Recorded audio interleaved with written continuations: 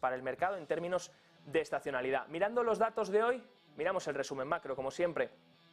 Lecturas muy importantes en el día de hoy, lecturas de inflación, lecturas de empleo, lecturas de PMIs también. Y es que se están hundiendo los PMI regionales y a falta de los PMIs nacionales, los estadounidenses de toda la nación, que se publicarán mañana, ese PMI del ISM y del S&P Global, a falta de esos que son los importantes, los regionales, los PMIs pequeños de cada región, están enseñando que las cosas no van tan bien a nivel económico, contracciones fuertes a nivel manufacturero, pero es que también en los servicios. Vamos a verlo ahora en detalle, pero antes arrancamos con el tema del día, la inflación.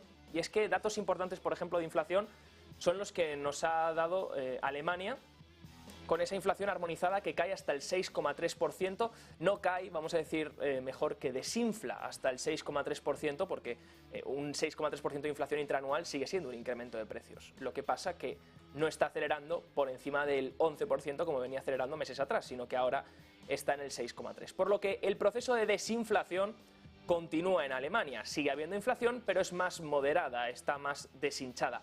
Ahora bien, ¿por qué se está produciendo esto? ¿Es por las subidas de tipos del BCE o es porque la economía alemana se está contrayendo? Bueno, si miramos los dos últimos datos de PIB, en Alemania lo que vemos es que efectivamente la economía alemana se ha contraído. De hecho, ya estaría en una recesión técnica. Recuerden que el propio país tiene que anunciar si está en recesión, pero una recesión técnica es cuando tienes 2 trimestres consecutivos de PIB trimestral en negativo, en contracción, en cambio negativo. A partir de ahí es cuando los inversores determinan que se ha iniciado una recesión técnica. Por supuesto, también en Estados Unidos hubo una recesión técnica a principios de 2022 y nunca se llegó a anunciar una recesión oficial. Así que una cosa es una recesión técnica y otra una recesión oficial. Lo que sí vemos es palabras del ministro Habeck en Alemania, ministro de Economía, que dice: tenemos una recesión técnica y la recuperación solamente tendrá efecto de forma gradual este año. Por supuesto, a medida que la economía siga contrayéndose en Alemania, pues los efectos desinflacionarios continuarán. Y no es solo en Alemania, lo estamos viendo a nivel global también. Por ejemplo, siguiente gráfico, tenemos el precio de las materias primas. Venimos avisando varios días de lo que está haciendo el cobre, de lo que está haciendo el petróleo, caídas significativas que no reflejan el mismo movimiento que está teniendo la renta variable. Recuerden, una renta variable que sube mientras materias primas están bajando fuertemente, anunciando posiblemente un entorno de mayor contracción económica a nivel mundial. Ahí tienen el precio de la cesta de materias primas de Bloomberg y, como pueden ver, ahí pues se reagrupa metales, energía, petróleo, etc. Vemos que sigue esa tendencia bajista, lo cual sigue generando este proceso desinflacionario. Otro tema más también es la actividad económica. Si miramos, por ejemplo, el dato de hoy, sería el siguiente gráfico, el PMI de Chicago. Ayer ya veíamos el de Dallas, la región de Dallas, como marcaba un nuevo mínimo, entraba todavía más, no solo se mantenía en contracción, sino que marcaba un nuevo mínimo dentro de esa contracción, acumulaba ya 13 meses de contracción el PMI, que básicamente es cuando se sitúa por debajo de 50, o algunos PMIs lo hacen con niveles de positivo y negativo. Cuando está en negativo significa que está en contracción. Pues veíamos que Dallas llevaba en contracción ya 13 meses y marcaba un nuevo mínimo en la actividad manufacturera. Pero es que hoy hemos conocido también que la actividad de servicios de Dallas cae fuertemente, menos 17,3 puntos de contracción, cuando el dato anterior era de menos 14,4. Así que eso de que los servicios todavía se mantienen fuertes, sí, en algunas regiones están muy fuertes con respecto a la actividad manufacturera, pero en Dallas, por ejemplo, ya estamos viendo como los PMI de servicios también están en niveles de contracción importantes y sobre todo los manufactureros también. Hoy teníamos lectura de Chicago, otra región importante, y fíjense, el PMI cae a 40,4 puntos, por debajo de 50, zona de contracción, y vuelve, el cambio de hecho que ha tenido es de 8,20 puntos en el último mes, que es uno de los cambios más drásticos desde la pandemia, desde ese nivel que no veíamos desde abril de 2020. Así que volviendo el PMI de Chicago otra vez a mínimos después del rebote, y como pueden ver, una actividad manufacturera regional que sigue bastante débil. Todo esto veremos si se refleja finalmente en los índices nacionales, en el ISM y en el S&P Global, que son los PMIs que reagrupan a todo Estados Unidos, y veremos si reflejan esta contracción tan fuerte manufacturera que se está dando a nivel regional. Si miramos por otro lado, hemos tenido también datos de empleo, JOLTS, que serían algo así como las vacantes de empleo disponibles. Cuando una empresa está buscando personas, eso contaría como las JOLTS. Por ejemplo, si yo soy un empresario y estoy buscando a 5 trabajadores, esas 5 vacantes contarían en las JOLTS y se reagrupan todas las de las acciones estadounidenses y se ponen ahí. Como pueden ver, 10,1 millones ha sido el dato, por encima, un poco ligeramente por encima de 10,1 millones el dato de este mes, así que habría 10,1 millones de vacantes disponibles según las empresas en los Estados Unidos, demanda de trabajadores. Ahora bien, este es el dato favorito de Powell, porque Powell necesita que la demanda de trabajadores, que está en 10,1 millones, se alinee un poco con la oferta. ¿Por qué? Porque si hay tanta divergencia entre demanda y oferta, lo que ocurre es que el potencial riesgo inflacionario es mayor. Piénsenlo, si hay tantas vacantes de empleo disponibles y las empresas quieren contratar a tanta gente, los trabajadores van a exigir un mayor pago, van a exigir mayores salarios para quedarse y no moverse a otra empresa, lo que es potencialmente inflacionario en la vía de los salarios.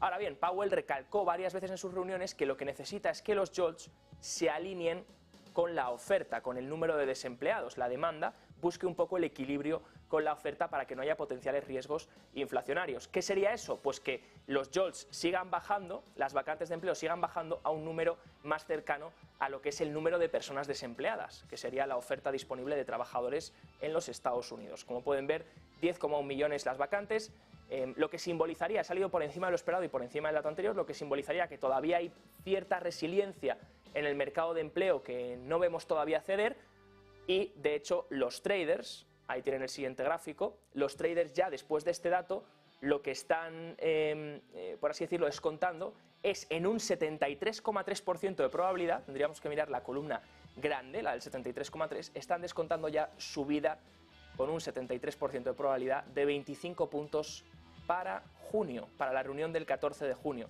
Eso es lo que descuentan ahora mismo los traders tras ese dato de JOLTS y también tras ese dato de PCE, de inflación de la Fed, más superior a lo que se esperaba durante el mes pasado. Todo esto, por supuesto, hace que haya ahora mismo una línea muy fina, ¿no? Una línea muy fina entre ciertos indicadores que nos empiezan a enseñar que hay riesgos de deflación, por ejemplo, los PMIs, la potencial recesión, las materias primas, cómo están cayendo, los metales, mientras que otros indicadores que son un poco más tardíos en el ciclo, como el empleo o el PCE o los datos de inflación, están mostrando que todavía a lo mejor la Fed podría continuar un poquito más, una subida, por ejemplo, en junio de 25 puntos básicos.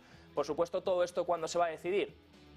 Mañana, cuando tengamos los datos de ADP, que son las nóminas privadas en Estados Unidos, y el viernes, cuando tengamos los datos del BLS, que son nóminas privadas y nóminas públicas también de los Estados Unidos, y esa tasa de desempleo, para ver si realmente el mercado está tan fuerte como determinan los JOLTS, o realmente las JOLTS no tienen ningún tipo de validez en este sentido, que de hecho siguen en tendencia bajista. Si volvemos de hecho al gráfico anterior, al gráfico 4, vemos que de hecho las JOLTS siguen en tendencia bajista por mucho que el dato haya sorprendido. Fíjense, la tendencia es bajista de los últimos meses y de hecho les diré un dato más. Las JOLTS, que es una encuesta que responden las empresas para ver cuántas vacantes están contratando, solo ha sido respondida por el 31% de los encuestados. Así que el otro 69%, imagínense, inventado, claro, usan sus parámetros y sus modelos especiales para determinar cuál sería el dato real. Pero es que prácticamente el 70% de los encuestados no ha respondido, por lo que este dato podría ser completamente falso y no ser de ningún tipo de utilidad dentro del mercado de empleo. Así que les insto, recuerden que mejor esperar al dato de ADP de mañana y el dato del viernes del BLS para realmente valorar cómo está de fuerte el mercado laboral en los Estados Unidos y a partir de ahí intentar saber qué va a hacer la Fed en la próxima reunión de junio, pero por ahora los traders esperan 25 puntos básicos de subida. Veremos si cambia eso. Y por último, dentro de todo este movimiento, pues el Nasdaq que lleva una sorpresiva subida en los últimos meses, ahora sí corrigiendo en el día de hoy, cae un 0,72% el Nasdaq Composite, pero fíjense en el siguiente gráfico. La divergencia que se está formando es algo que ya venimos hablando en Negocios Televisión y en los cierres de Wall Street sobre todo, venimos comentándolo ya desde abril más o menos, la divergencia que se está formando entre las empresas que avanzan dentro de los índices y el precio de los índices. Fíjense el Nasdaq, que sería la línea azul, contra la amplitud del Nasdaq, un indicador de amplitud sobre las empresas que avanzan contra las que declinan. Fíjense cómo este movimiento, que ya venimos recalcando, está incentivado por unas pocas acciones muy grandes, de gran capitalización bursátil, que son las que están incrementando en precio y son las que están moviendo los índices al alza. Pero en el fondo de mercado vemos todavía una participación dentro de este rally, de esta subida de los mercados, que se mantiene bastante débil. Necesitamos esas confirmaciones para empezar a ver fuerza en los mercados, unas confirmaciones que muestren que realmente la amplitud quiere acompañar, que las empresas en general se van a mover, que va a haber mayores empresas subiendo que bajando y que no solo están subiendo unas cuantas empresas, sino que todo el mercado quiere participar en este acompañamiento alcista. Veremos si se da, por ahora no se está dando y por supuesto eso es lo que pone en riesgo un poco este rally que estamos viendo en los mercados y hace que los inversores sean un poco escépticos. Eso sí, las bolsas no se puede negar, o el Nasdaq por lo menos no se puede negar, desde octubre del año pasado, subiendo y de hecho rompiendo niveles técnicos muy importantes. Iremos viendo en los resúmenes macro cómo evoluciona todo esto. Pero antes, última hora, miramos también hacia